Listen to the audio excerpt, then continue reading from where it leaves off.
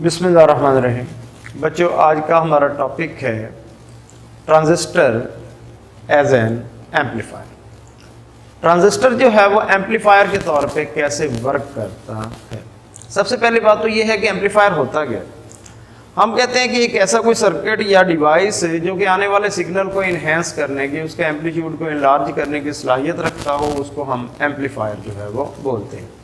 आ circuit और a device which can enhance the input signal, जो कि इनपुट सिग्नल को इन्हेंस करने की सलाहियत रखता है, बढ़ाने की सलाहियत रखता है, उसका एम्पलीट्यूड बढ़ाने की सलाहियत रखता है, हम उसको एम्पलीफायर कहते हैं। फॉर एग्जांपल, आपने ये देखा होगा हमारे पास ये बोलने वाला जो होता है माइक, ये क्या है? ये साउंड एम्पलीफायर कि इसमें हम बोलते हैं, इनपुट सिग्नल देते हैं कम आवाज़ का, लेकिन स्पीकर से जो आवाज़ निकलती है उसका एम्पलीट्यूड हमारे बोले जाने वाली आवाज़ से बहुत ज़्यादा होता है, तो it is the sound amplifier. इसी तरह ट्रांजिस्टर को जो है वो एम्पलीफायर के तौर पे इस्तेमाल किया जा सकता है। ट्रांजिस्टर जो है वो एम्पलीफायर के तौर पे इस्तेमाल होता है करंट एम्पलीफिकेशन के लिए, वोल्टेज एम्पलीफिकेशन के लिए इस्तेमाल होता है, और पावर एम्पलीफिकेशन के लिए भी इस्तेमाल इसको ट्रांजिस्टर को किया जाता है। तो हम कहते हैं कि transistor is a best amplifier. Transistor जो है एम्पलीफायर के तौर पे इस्तेमाल करने के लिए इसकी 3 डिफरेंट कॉन्फ़िगरेशंस हैं, जिस पे हम ट्रांजिस्टर को जो है वो किसी भी सर्किट में इंसर्ट कर सकते हैं। अभी आपको ये तो पता है कि ट्रांजिस्टर के जो है वो 3 इसके एंड होते हैं, कलेक्टर होता है, बेस होता है और एमीटर होता है। एरोहेड जो है वो इसके एमीटर पे लगा होता है। अगर तो एरोहेड जो है वो बाहर की तरफ लगा हुआ है तो ये एनपीएन ट्रांजिस्टर है, और अगर ये एरोहेड जो है वो अंदर की तरफ लगा हुआ है तो ये पीएनपी ट्रांजिस्टर है। आपको पता है ट्रांजिस्टर को सर्किट के अंदर जो है वो 3 मुख्तलिफ तरीकों से लगाया जा सकता है। ये जो 3 मुख्तलिफ तरीके हैं जिनसे ट्रांजिस्टर को सर्किट के अंदर इंसर्ट किया जा सकता है, it is called configuration of the transistor. एक पहली कॉन्फ़िगरेशन तो इसकी ये है कि इस तरह से लगा दिया जाए कि इसका बेस दरमियान में आ जाए कलेक्टर और एमीटर के, यानी कि ये बेस जो है ये कॉमन हो जाए इनपुट में और आउटपुट में। This configuration is called common base configuration. या फिर इसको ऐसे लगाया जा सकता है कि इसका एमीटर जो है वो इनपुट में और आउटपुट दोनों में आ जाए, यानी कि एमीटर इसका कॉमन हो जाए इनपुट और आउटपुट में। It is called common ammeter configuration. तीसरी कॉन्फ़िगरेशन है इसकी कॉमन कलेक्टर। इसमें कलेक्टर जो है वो कॉमन हो जाता है इनपुट में और आउटपुट में। It is called common collector configuration. तो कॉन्फ़िगरेशन जो है वो ट्रांजिस्टर की 3 तरह की है: common base configuration, common ammeter configuration और कॉमन कलेक्टर कॉन्फ़िगरेशन। जब हम बात करते हैं ट्रांजिस्टर एज एन एम्पलीफायर की, तो हमेशा कॉमन एमीटर कॉन्फ़िगरेशन जो है उसी को ही प्रेफर किया जाता है। अब ये एक अलग बहस है कि हमेशा हम ट्रांजिस्टर को कॉमन एमीटर कॉन्फ़िगरेशन में ही एम्पलीफायर बनाने के लिए क्यों इस्तेमाल करते हैं। उसकी सबसे बुनियादी वजह है जो है, इसका सबसे बड़ा कॉमन एमीटर कॉन्फ़िगरेशन का जो है एडवांटेज है वो ये है कि कॉमन एमीटर कॉन्फ़िगरेशन में ये बहुत अच्छा वोल्टेज एम्पलीफायर है, यानी कि वोल्टेज गेन जो है इसकी बहुत ज़्यादा होती है। अच्छा, फिर और कॉमन एमीटर में ही ये बहुत लो दर्जे का तो नहीं, ना ही बहुत हाई दर्जे का, बल्कि मॉडरेट किस्म का, यानी कि एवरेज किस्म का जो है ये करंट एम्पलीफायर के तौर पे भी एक्ट करता है।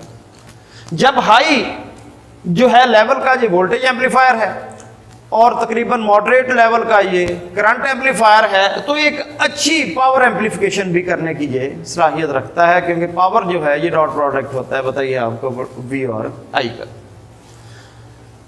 लेकिन on the other hand base में एट अ टाइम ये दोनों खसूसियात नहीं, कलेक्टर में भी ये दोनों खसूसियात नहीं है। फॉर एग्जांपल कलेक्टर की बात अगर करें, कलेक्टर जो है ये बहुत अच्छा करंट एम्पलीफायर है, लेकिन बहुत ही लो दर्जे का ये वोल्टेज एम्पलीफायर, इसलिए पावर एम्पलीफाई करने की तो ये सलाहियत रखता ही नहीं।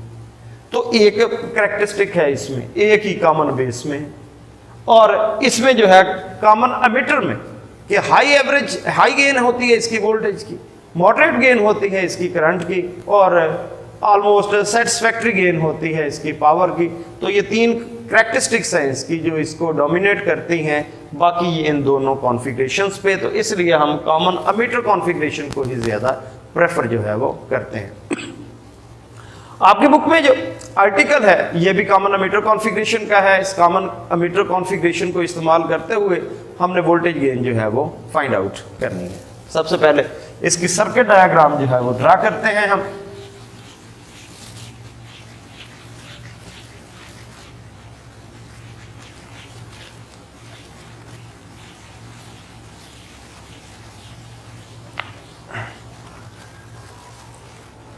इसकी सर्किट डायग्राम में सबसे पहले हम ट्रांजिस्टर जो है वो ड्रा करते हैं। ये ट्रांजिस्टर, ये इसका एमिटर है, ये इसका कलेक्टर है और ये इसका बेस है।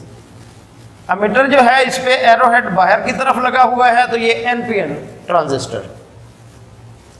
तो ये एमिटर इसका कॉमन हो गया इनपुट में और आउटपुट में। इनपुट टर्मिनल जो है इसका, इनपुट टर्मिनल वो है यहां पे बेस और एमिटर, यानी कि आप बेस एमिटर पे आप इनपुट सिग्नल देंगे, और ये कलेक्टर एमिटर इसका आउटपुट है।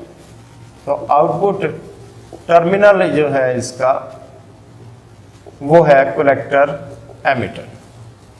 इनपुट टर्मिनल पे हम क्या करते हैं, हम एक रेजिस्टेंस लगाते हैं, बेस रेजिस्टेंस, और इसको हम, ये है NPN, इसको हमने अटैच किया पॉजिटिव से।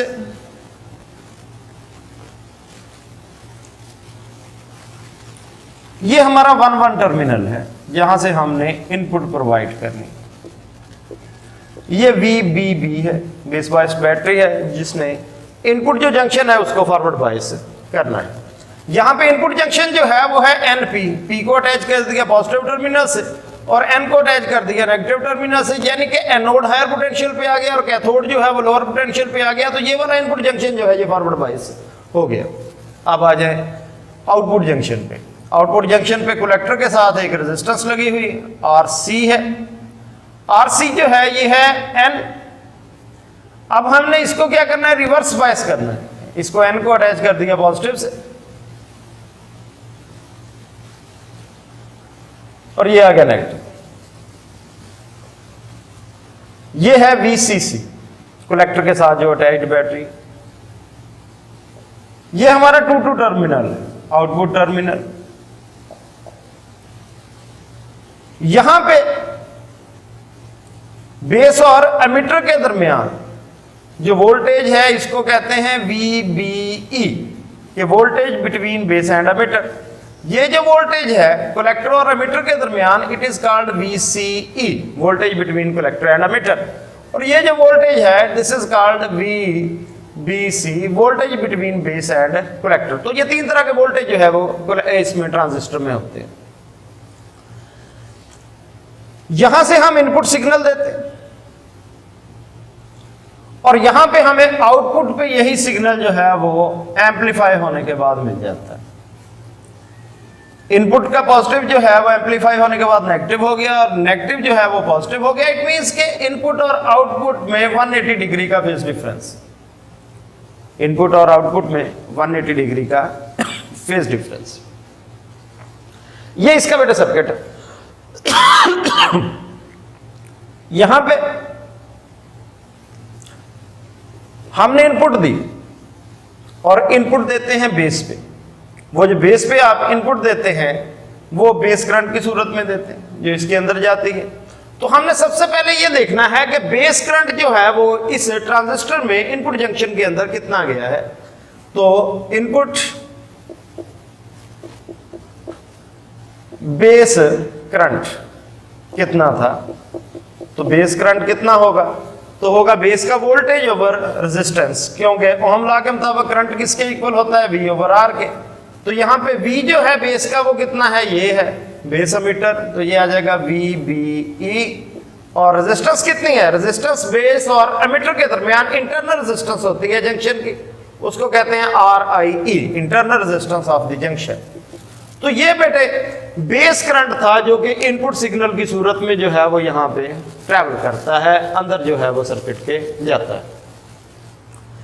यहां पे ये जो VBE है it is considered the input voltage, और ये जो VCE है it is considered the output voltage. तो ये इनपुट जो है वो करंट है जो हमने बेस पे दे दिए। अब हमें ये रिलेशन का पता है एम्प्लीफिकेशन का कि बीटा किसके इक्वल होता है, आई सी ओवर आई बी के। तो आई सी किसके इक्वल आ गया, वो आ गया बीटा आई बी के। यानी कि यही जब बेस करंट जो है वो यहां से चलता हुआ कलेक्टर पे पहुंचेगा तो ये कितना एम्पलीफाई हो चुका होगा, कितना बड़ा हो चुका होगा, ये हम देखना चाहते हैं। बीटा तो ऐसे ही आ गया और आई बी की वैल्यू ये वाली आप पुट करें तो ये आ गया V B E over R I E. तो दो चीजें आपके पास आ गई।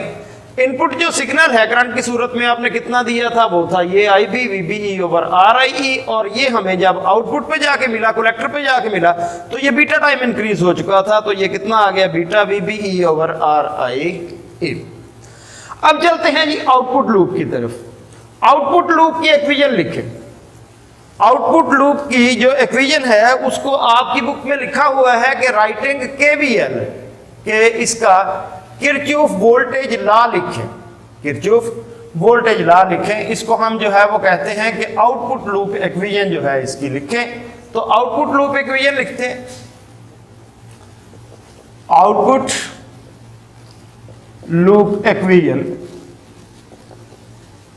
कहां से स्टार्ट करना है, आउटपुट से स्टार्ट करना है। आउटपुट पे क्या है, वीसीसी है जी, ये वाली बैटरी है वीसीसी।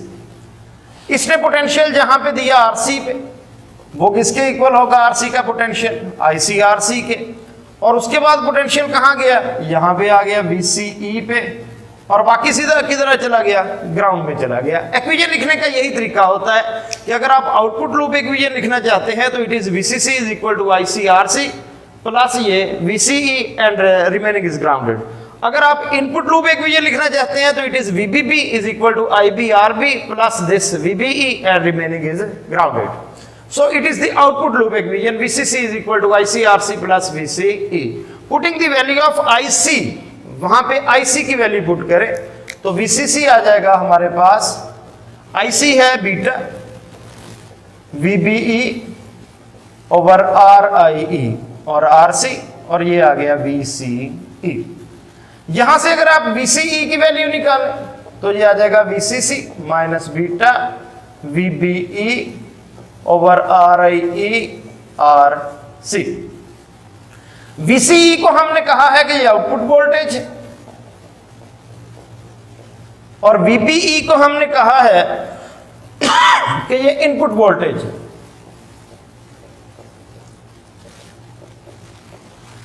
अगर हम इनपुट में थोड़ा सा चेंज करेंगे तो आउटपुट में भी चेंज उसकी वजह से आएगा। तो V out plus delta V out is equal to VCC minus beta VN plus delta VN over RIE RC। दो इक्वेशंस आ गई, एक हमारे पास स्टैंडर्ड इक्वेशन आ गई और ये इक्वेशन आई जब थोड़ा सा हमने सिग्नल को चेंज किया। सब्ट्रैक्टिंग, दोनों को सब्ट्रैक्ट करें। जब इसको ऊपर रखें और इसको नीचे रखेंगे तो हमारे पास यहां आ जाएगा डेल्टा V आउट और ये आ जाएगा minus beta delta VN over RIE RC। उसको इधर ले तो ये आ गया delta V out over delta VN minus beta RC over RIE। तो ये आ गया output voltage divided by input voltage which is called the voltage gain. इसको हम क्या कहते हैं, वोल्टेज गेन जो है वो कहते हैं। तो वोल्टेज गेन जो है इसको ऐसे डिनोट करते हैं, वो आ गई minus beta RC over RIE। यहाँ पे जो नेगेटिव साइन है वो शो करता है कि इनपुट में और आउटपुट में 180 डिग्री का फेज डिफरेंस होगा, कि पॉजिटिव जो है वो नेगेटिव हो जाएगा और नेगेटिव जो है वो पॉजिटिव हो जाएगा। 180 डिग्री का फेज डिफरेंस होगा। और इसकी गेन जो है वो किस पे डिपेंड करती है, वो कलेक्टर रेजिस्टेंस पे डिपेंड करती है और internal resistance of the junction पे डिपेंड करती है। Thank you very much.